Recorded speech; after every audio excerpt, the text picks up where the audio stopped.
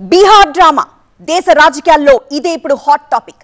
చాణక్యుడు పుట్టి పెరిగిన బీహార్. అందుకేమో పొలిటికల్ గేమ్ ఆడడంలో బీహారీ నేతల రూటే వేరు.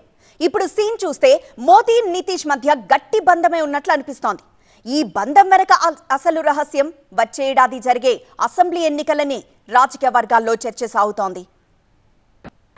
और आप जान लीजिए कि कुछ लोग हम लोगों को तो अब लगता है कि अगली बार जो आप आइएगा ना, तो इस बार हम देखें कि कुछ इधर उधर कुछ जीत गया है, अगली बार सब हारेगा, हमको पूरा भरोसा है।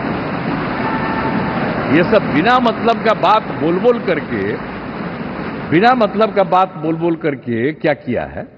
ये सब कोई काम किया है? उन लोगों ने आज तक कोई काम नहीं किया, देश की कोई सेवा नहीं की है। लेकिन आपने इतनी सेवा की है और उसके बाद इस तरह से हुआ है, तब इस बार फिर जो मौका मिला है, तो इस मौका के बाद आगे अब उन लोगों के लिए कोई गुंजाइश नहीं रहेगा, वो सब खत्म हो जाएगा। బీహార్ అనగానే ఇప్పుడు గుర్తొస్తున్న అంశం కులగణన. నితీష్ తేజస్వి భాగస్వాములుగా ఉన్న ప్రభుత్వం కులగణన చేపట్టి రాజకీయంగా సంచలనం సృష్టించింది. కులగణనపై విమర్శలు గుప్పించిన బీజేపీ ఇప్పుడు కులాలకు ప్రాధాన్యత ఇస్తోంది.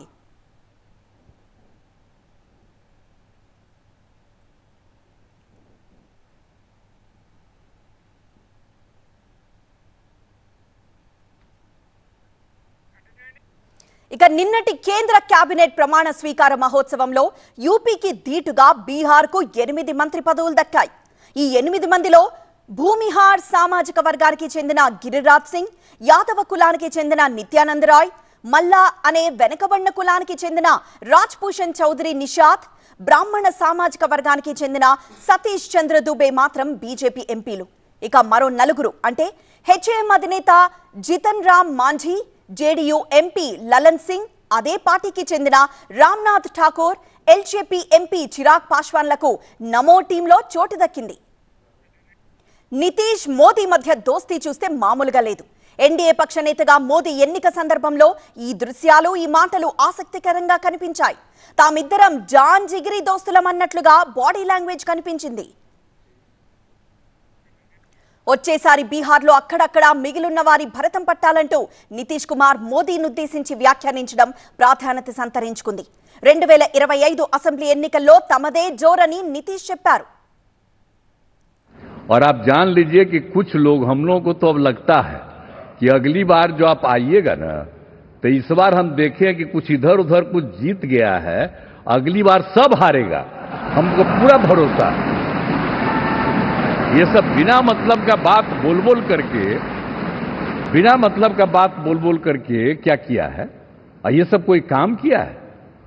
उन लोगों ने आज तक कोई काम नहीं किया, देश की कोई सेवा नहीं की है। लेकिन आप కానీ అంతకు ముందు నితీష్ తేజస్వి విమాన ప్రయాణం ఊహాగానాలకు దారితీసింది. బీహార్లో మొన్నటిదాకా మిత్రులు, ఈ మధ్య ప్రత్యర్థులుగా మారిన నితీష్ కుమార్, తేజస్వి యాదవ్ విమానం జర్నీ ఆసక్తికరంగా మారింది. తొలుత ఇద్దరు నేతలు పక్కన కూర్చొని, ఆ తర్వాత ముందు వెనక కూర్చొని రకరకాల చర్చలకు తెరలేపారు.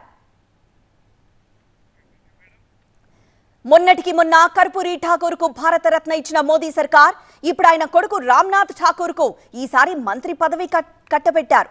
అణగారిన వర్గాలకు చెందిన రామ్నాథ్ కు మంత్రి పదవి ఇవ్వడం ద్వారా సామాజిక న్యాయం చేశామని మోదీ సర్కార్ చెప్పుకుంటోంది.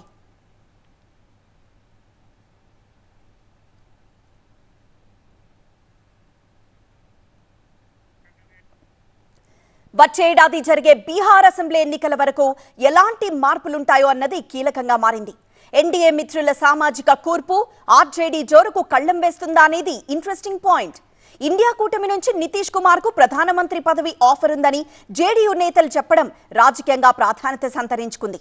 ఈ పరిస్థితుల్లో పాట్నా ఢిల్లీ రిలేషన్స్ ఎలా ఉంటాయన్నది హాట్ టాపిక్.